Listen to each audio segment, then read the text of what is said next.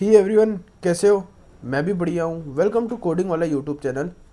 पिछली क्लास में हमने देखो शेड्यूल मॉड्यूल के बारे में पढ़ा था। ये शेड्यूल मॉड्यूल से हम कोई भी फंक्शन या कोई भी काम को हम रिपीट कैसे करवा सकते हैं एक पर्टिकुलर टाइम पर। 5 सेकंड में, 10 सेकंड में, 10 मिनट में, 20 मिनट में, 1 घंटे में, कितनी मिनट में हम रिपीट करवाना चाहते हैं उस हिसाब से हम कर सकते हैं। आज की क्लास में हम पढ़ेंगे बेस 64। ये एक मॉड्यूल है, क्या होता है हम आगे देखते हैं। आइए शुरू करते हैं।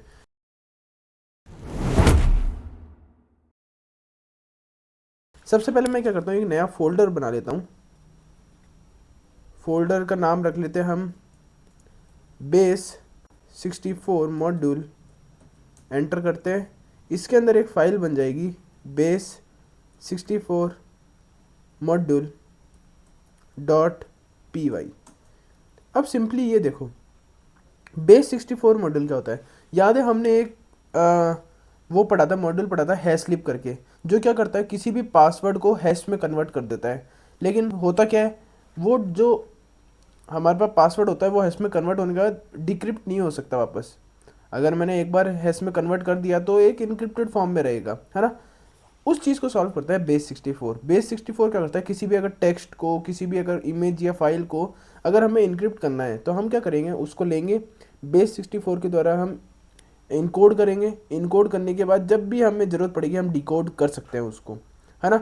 ये वैसे सिक्योरिटी पर्पज़ के लिए नहीं होता, ये सिक्योरिटी में बहुत लो होता है, ये सिर्फ ट्रांसमिशन में काम आता है ना। कैसे काम आता है वो सीखते हैं। देखो बेसिकली क्या करता है बेस 64, डेटा को इनकोड करता है। इनकोड करने के बाद ओरिजिनल डेटा को वापस भी ला सकते हैं ना। पहले इनकोड करेंगे, फिर वो फॉर्म जिधर हमें भेजना है भेजो, उसके बाद हम उधर से हम उसको डिकोड कर सकते हैं, है ना। सिंपल लैंग्वेज में जैसे मैं समझाऊँ, जैसे मान लो तुम्हारे पास कोई इमेज है ना।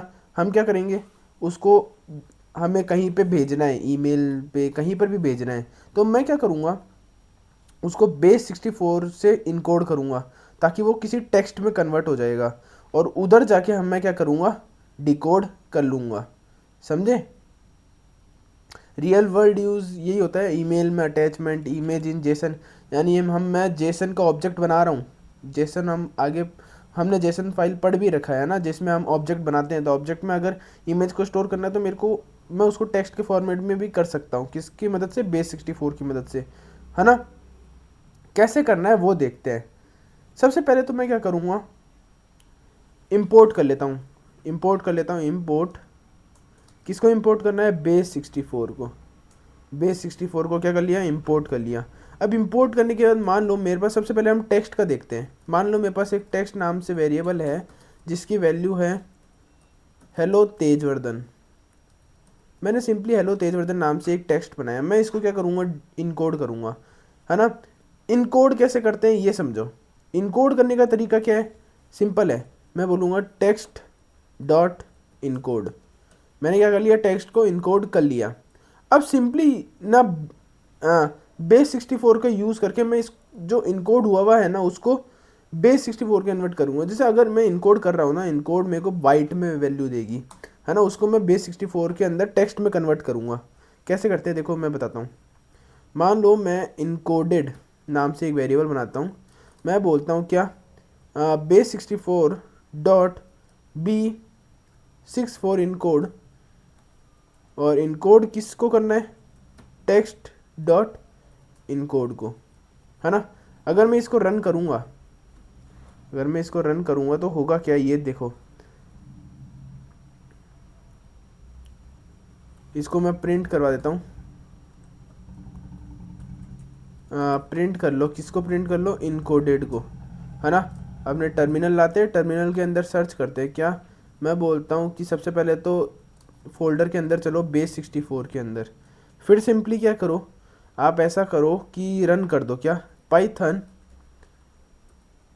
पाइथन और बेस 64 मॉड्यूल। एंटर करता हूँ तो ये देखो इसने क्या किया, जो मेरा हेलो तेजवर्धन था ना उसको इस फॉर्मेट में चेंज कर दिया, टेक्स्ट के फॉर्मेट में। अब देखो कुछ लोग बोल रहे हो कि इनकोड तो आप इधर भी कर रहे हो, है ना। ये देखना डिफरेंस देखना। चलो मैं एक बार बोलता हूँ कि इसको इनकोड मान लो, है ना।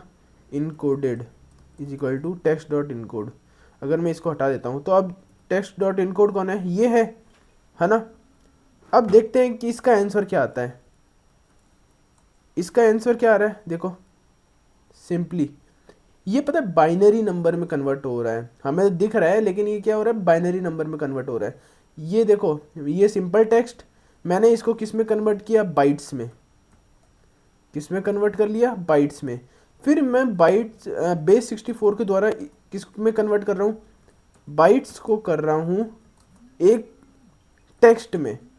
मतलब कोई भी फॉर्मेट हो सकता है टेक्स्ट का, जैसे इसमें देखो कुछ भी टेक्स्ट आ रखा है ना, टेक्स्ट का फॉर्मेट ए से जेड तक, कॉमा 0 से 9, कुछ भी मिक्स हो सकता है ना, जितने भी सिंबल्स है अपने पास, ये सारे सिंबल भी यूज़ हो सकते हैं, समझे। तो बेस 64 ये काम करता है। आई होप आपको समझ आ रहा होगा, है ना, किस लिए इम्पोर्टेंट होता है और ये क्या डिफरेंस दे रहा है। अब मान लो मैंने इसको इनकोड करना तो सीख लिया, सीख लिया कि हमने इनकोड करना, तो अब डिकोड करना भी तो आना चाहिए, है ना। डिकोड कैसे करते हैं, डिकोड करने के लिए भी हम देख लेते हैं डिकोड कैसे करेंगे। मैं क्या बोलता हूँ कि सबसे पहले तो इसको इनकोड कर लो। अच्छा, इसको नहीं, इसको हम इनकोड कर लेते हैं, इधर हैशटैग लगा देते हैं। अब मैं सिंपली क्या बोलता हूँ, जो मेरा इनकोडेड पार्ट है तो एक नया वेरिएबल बना लेता हूँ डिकोडेड, और इसमें मैं बोलता हूँ बेस 64 का यूज़ करो। और हमने ऊपर भी B64 इनकोड किया था ना, B64 डिकोड यूज़ करते हैं। और डिकोड किसको करना है, इनकोडेड। इनकोडेड को क्या करना है, डिकोड करना है। अब ये क्या करेगा, बाइनरी फॉर्मेट में वापस लाएगा। तो बाइनरी फॉर्मेट में आ जाएगा, तो बाइनरी से मेरे को वापस मेरे टेक्स्ट में लाना है ना, तो मैं क्या करूँगा, प्रिंट करा दूंगा जो मेरा बाइनरी है ना, बाइनरी फॉर्म, उसको वापस से टेक्स्ट में कन्वर्ट कर दूंगा। तो क्या हो जाएगा, डिकोड। ये समझे, सबसे पहले टेक्स्ट को मैंने बाइनरी में किया, बाइनरी से क्या बोलते हैं सिंपल टेक्स्ट में जो इनकोड कर दिया, फिर इनकोड से मैंने बाइनरी में लाया वापस, और बाइनरी से वापस टेक्स्ट में ले आया। चेक करते हैं इसको आंसर क्या आता है। ये देखो हेलो तेजवर्धन आया, समझे क्यों आया, क्योंकि मैंने इनकोड करके वापस डिकोड कर दिया। ये काम आता है ज़्यादातर, है ना। अब मान लो कि मेरे को कोई फाइल या इमेज मेरे को वो करनी है, इनकोड करनी है, तो वो मैं कैसे कर सकता हूँ वो देखते हैं ना। एक ज़रूरी रूल ज़रूर समझना। क्या रूल है कि देखो जो बेस 64 है ना, वो सिक्योरिटी बिल्कुल प्रोवाइड नहीं करता। ये कोई भी डिकोड कर लेगा आराम से, हम ही नहीं बहुत लोग कर सकते हैं, कोई भी कर सकता है। तो पासवर्ड के लिए तो हमेशा क्या यूज़ करना है, स्लिप मॉड्यूल, जो स्लिप हमने पढ़ रखा है। और अगर इंक्रिप्शन चाहिए ना, तो हम जब पढ़ेंगे क्रिप्टोग्राफी, वो यूज़ करना। क्रिप्टोग्राफी बेस्ट है इंक्रिप्शन के, सिक्योरिटी अगर चाहिए तुमको किसी भी काम में, है ना। बेस 64 तो देखो सिर्फ ट्रांसमिशन में काम आता है और कहीं काम नहीं आएगा। समझ आ रहा है क्या तुमको, है ना। कमेंट जरूर कर देना कोई अगर डाउट होगा। तो अब सिंपली मैं क्या बोलता हूँ, अब सिंपली हम बोलते हैं किसी फाइल को हमें करना है। फाइल को कैसे करेंगे, तो फाइल के लिए मैं कोई फाइल ले आऊँ मेरी, चलो मैं मेरी फाइल ले आता हूँ एक, है ना। 2 मिनट देना, मैं फाइल लाता हूँ। मैंने क्या किया, मेरी इमेज ले आया, है ना। देखो image.jpg मेरे इस फोल्डर के अंदर है। आप चाहो तो आप फोल्डर चेंज करके आराम से कहीं से भी ला सकते हो ना, कोई दिक्कत नहीं है। मैं सिंपल कोई इमेज ले आया, ये इमेज तो ला ही सकते हो, इजी है, ये बताने की ज़रूरत नहीं है, आप कोडर्स हो, है ना। ये इमेज तो आप आराम से ला सकते हो। तो मैं सिंपली क्या करता हूँ, सबसे पहले तो इम्पोर्ट तो हमने किया हुआ है बेस 64 को, तो मैं सिंपली बोलता हूँ क्या, जैसे अच्छा इमेज दिखाऊँ क्या तुमको, ये कुछ नहीं, आती है एक, है ना, कोई वो ज़्यादा बड़ा नहीं है, सिंपल एक आती है। तो मैं क्या करता हूँ, अब इस फाइल को ओपन करते हैं। सबसे पहले तो ओपन करना हमने सीखा है, ओपन कैसे करते हैं, मैं बोलता हूँ क्या, विद ओपन। अब ओपन किसको करना है, किसको करना है, मेरा है image.jpg, जेपीजी को ओपन करना है। मैं बोलता हूँ राइट करना है, WB कर देते हैं। और कैसे उसको सेव करता हूँ, मैं बोलता हूँ एज एफ, फाइल के नाम पे भी कर सकते हो, अपनी मर्जी है ना, स्टोरी करना है। तो मैं बोलता हूँ फाइल डॉट राइट। अब इसके अंदर क्या लिख देंगे, मैं इसको कन्वर्ट कर देता हूँ क्या, बेस 64 डॉट B64 इनकोड। और इनकोड किसको करना है, ये भी देख लेते हैं, इनकोड किसको करना है।